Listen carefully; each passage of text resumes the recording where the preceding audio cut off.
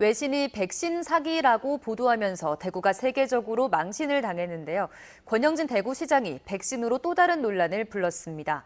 대구시의회에서 문재인 대통령이 미국에서 받아와 군장병에게 바친 얀센은 미국에서 대량으로 폐기되고 있다며 마치 얀센 백신에 결함이 있는 것처럼 말했습니다. 그런데 얀센은 군인이 아니라도 30, 40대 젊은 층이 주로 맞고 있는데요. 이런 백신 음모론까지 거론하면서 정작 화이자 백신 독자 도입 과정을 자세히 밝히라는 요구에는 도입 회사와 기밀 유지 약속을 냈다면서 어렵다고 밝혔습니다. 조지한 기자입니다.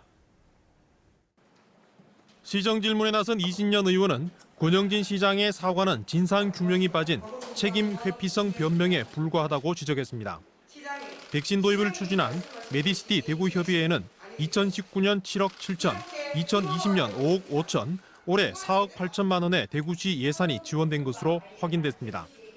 백신 도입 추진 과정에 쓰인 회의비와 서류 작성 비용 등 사용 내역과 시장 명의의 구매 의향서 공개를 요구했습니다.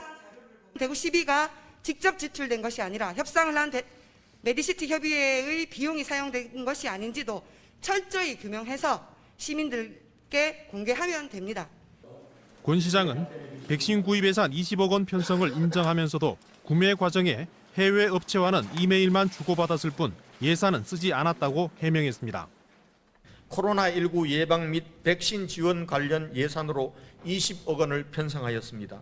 6월 16일부터 시행되는 정부 합동 감사 기간에 동 예산에 대한 감산을 요청할 계획입니다. 구매 의향서 공개는 기밀 유지 조항이 있어서 법적 검토부터 하겠다고 답했습니다. 권 시장이 SNS에서 한미 정상회담을 통한 백신 도입을 무차별적으로 비난하는 등 정치적 욕심 때문에 사태가 커졌다며 정부 방역에 협력하라는 요구도 나왔습니다.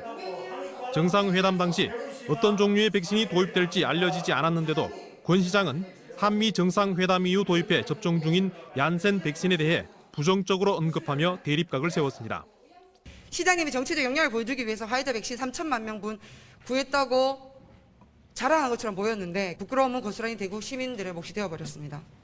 대통령께서 백신을 가지고 들어오신 거는 55만 군 장병용입니다. 근데 저는 이해가 안 가는 것이요. 얀센은 지금 미국에서도 4월 중순부터 임시 사용 중단이 되었던 백신입니다. 그리고 지금 미국에는 그 백신이 남아서 어마어마한 양이 폐기되고 있습니다. 백신이 턱없이 부족한 상황에서 정부의 백신 구매를 도우려던 선의를 폄훼하지 말라고도 했습니다. 한편 대구시 의회가 열리는 동안 의회 앞에서는 권 시장은 알맹이 빠진 사과문이 아니라 구매 의향서를 공개하고 의회에는 철저한 진상규명을 촉구하는 공무원 노조 측 1인 시위가 열리기도 했습니다.